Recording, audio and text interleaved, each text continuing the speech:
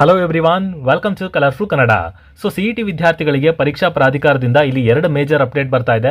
ಮೊದಲನೇದು ನಿಮ್ಮ verification slip ಬಗ್ಗೆ. ನಿನ್ನೆ ರಾತ್ರಿ ಈ ಒಂದು ಲಿಂಕನ್ನು ಆಕ್ಟಿವೇಟ್ ಮಾಡಿದ್ರು ವೆಬ್ಸೈಟಲ್ಲಿ, ನೀವು ಅದನ್ನು ನೋಡಿದ್ರಿ, ಕೆಲವರು ಡೌನ್ಲೋಡ್ ಮಾಡ್ಕೊಂಡ್ರಿ.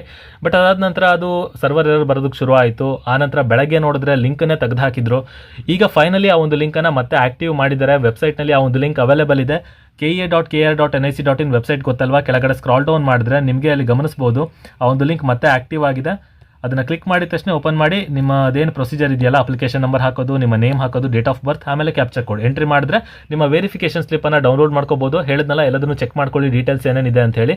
ಆ್ಯಂಡ್ ನಿಮ್ಮ ರಿಸರ್ವೇಷನ್ ಏನು ಕ್ಲೈಮ್ ಮಾಡಿದ್ರಲ್ವ ಅದು ಕರೆಕ್ಟಾಗಿ ಬಂದಿದೆಯಾ ಇಲ್ವಾ ಅದನ್ನು ಕೂಡ ಪರಿಶೀಲಿಸ್ಕೊಳ್ಳಿ. ಇದಾದಮೇಲೆ ಎರಡನೇ ಅಪ್ಡೇಟ್ ಇದೆ.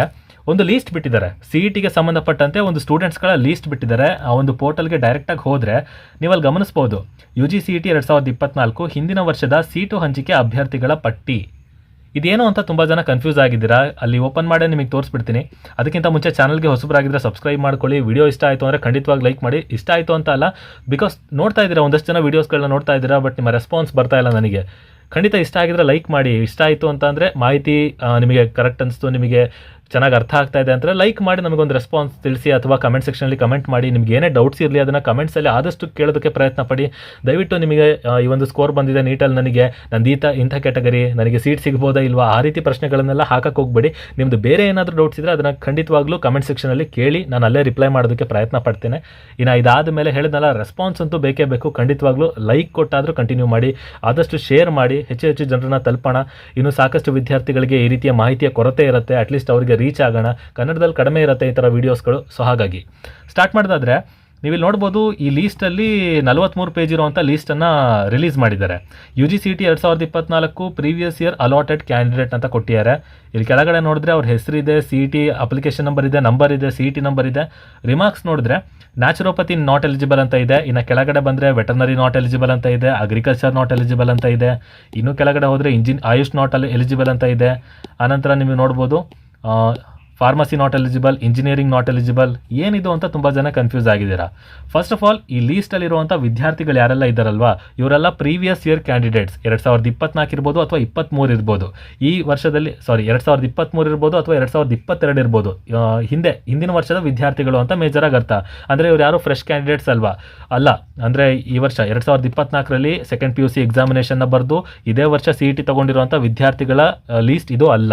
ಆಯಿತಾ, ಅವರೇ ಬೇರೆ ಇವರೇ ಬೇರೆ. ಇದು ಪ್ರೀವಿಯಸ್ ಇಯರ್ ಕ್ಯಾಂಡಿಡೇಟ್ಸ್, ರಿಪೀಟರ್ಸ್ ಅಂತ ಕನ್ಸಿಡರ್ ಮಾಡ್ಬೋದು.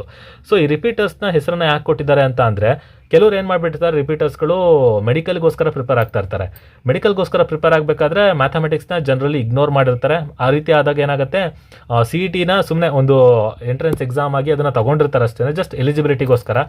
CET ಎಕ್ಸಾಮನ್ನು ಬರೀತಾರೆ, ಬಟ್ ಅಲ್ಲಿ ಮ್ಯಾಥ್ಸನ್ನು ಅಟೆಂಡ್ ಮಾಡಿರೋದಿಲ್ಲ. ಅಂಥ ವಿದ್ಯಾರ್ಥಿಗಳಿಗೆ ನಿಮಗೆ ಜನರಲಿ ನೋಡ್ಬೋದು, ಇಂಜಿನಿಯರಿಂಗಿಗೆ ಅವ್ರು ಎಲಿಜಿಬಲ್ ಆಗೋದಿಲ್ಲ, ಮ್ಯಾಥ್ಸ್ ಬೇಕೇ ಬೇಕಲ್ವಾ. ಹಾಗೆಯೇ ಅಗ್ರಿಕಲ್ಚರ್ಗೂ ಕೂಡ ಎಲಿಜಿಬಲ್ ಆಗಿರೋದಿಲ್ಲ, ಬಿಕಾಸ್ ಅವ್ರಿಗೆ ಮ್ಯಾಥ್ಸ್ ಇರೋದಿಲ್ಲ.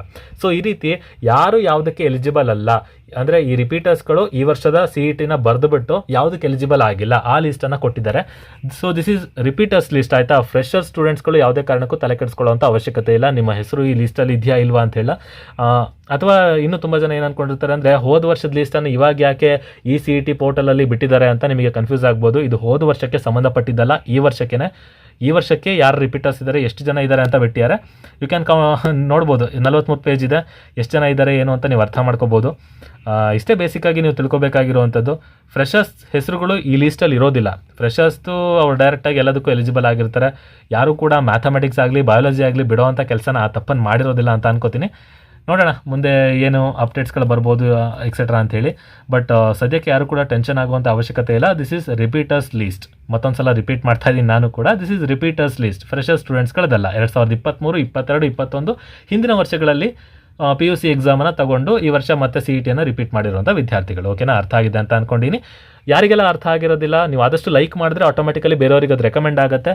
ಇಲ್ಲಾಂದರೆ ಶೇರ್ ಮಾಡಿ. ಆಯಿತಾ, ಶೇರ್ ಮಾಡಿದಷ್ಟು ಇದು ಒಳ್ಳೆಯದು. ನೆಕ್ಸ್ಟ್ ವಿಡಿಯೋ ಸಿಗೋಣ. ಅಲ್ಲಿವರೆಗೂ take care and stay safe.